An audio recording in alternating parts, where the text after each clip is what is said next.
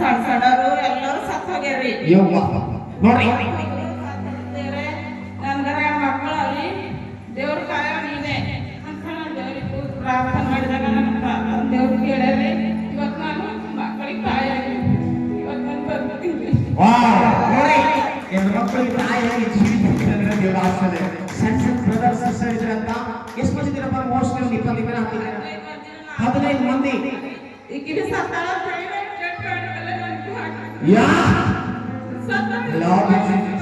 Wonderful ಅಪ್ಪ. 15 ಮಂದಿ ಸತ್ತೋಗಿರಂತ, ಇವ್ರಿಗೆ ಡೆಡ್ ಬಾಡಿ ಮೇಲೆ ಹಾಕಿರಂತ, ಆ ಬೆಡ್ ಮೇಲೆ ಹಾಕಿರಂತ ಸತ್ತೋಗಿರಂತ.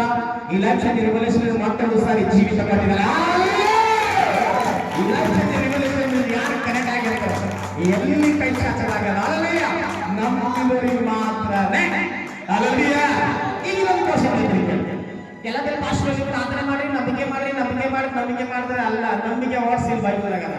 ಎಲ್ಲದೆಲ್ಲ ಓದ್ತೀರಿ ಕೆಲವು ವಿಷಯಗಳು ನಂಬಿಕಸ್ಥನಾಗಿರೋ ನಂಬಿಕಾಗಿರೋ ನಮ್ಮ ಇಷ್ಟ ಹೇಳ್ತಾರಲ್ಲ.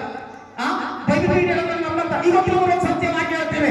ನಂಬಬೇಕು, ನಂಬಿದ ಪ್ರಕಾರ ಏನ್ ಮಾಡ್ಬೇಕಂತ. ಅಲ್ಲಯ್ಯ ದಾನಿಯಲ್ಲ ಆ ಕವಿತೆ ಹಾಕಿ ಆ ಸಿಂಹದ ಮೇಲೆ ಬಿಟ್ಟಾಕ್ರಾಗ ಅವ 3 ಬಾರಿ ಪ್ರಾರ್ಥನೆ ಮಾಡ್ತಿರೋ ಅದೇ ನಂಬಿಕಸ್ಥರ ಪ್ರಾರ್ಥನೆ ಪ್ಲಸ್ ಆಗಿದೆ.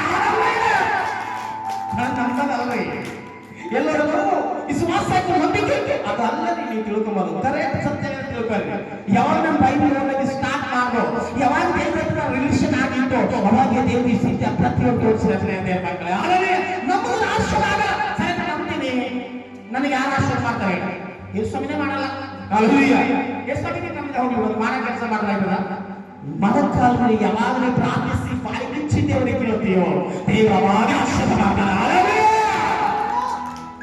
ದೇವರ ನಾಮಕ್ಕೆ ಸ್ತೋತ್ರವಾಗಲಿ. ಈಕೆ ಮಗಳ ಜೀವಿತದಲ್ಲಿ ಎಲ್ಲಾದ್ರಾಗಿ ಸಾಯುವಂತ ಜೀವನ ಲೋಕದ ಬದಿಗೆ ಬಂದು ರಕ್ಷಣೆ ಕೊಟ್ಟು ಈ ಲೋಕದ ಮತ್ತೊಂದು ಸಾರಿ ಜೀವ ಭಿಕ್ಷೆ ಹಾಕಿದಪ್ಪ ಆ ಮಗಳಿಗೆ ಆಶ್ರಯ ಮಾಡ್ಬೇಕಂತ ನಾವು ಪ್ರಾರ್ಥಿಸಿ ಹೇಳ್ತೇವೆ ತಂದೆ. ಆಮೇಲೆ ಕಾಂಗ್ರೆಸ್ ಆಶ್ರಯ ಮಾಡಿ ಒಂದು ಸಣ್ಣದಾಗಿ ಪ್ರಾರ್ಥನೆ ಮಾಡಿಸಿದ್ರೆ ಆಯ್ತಮ್ಮ.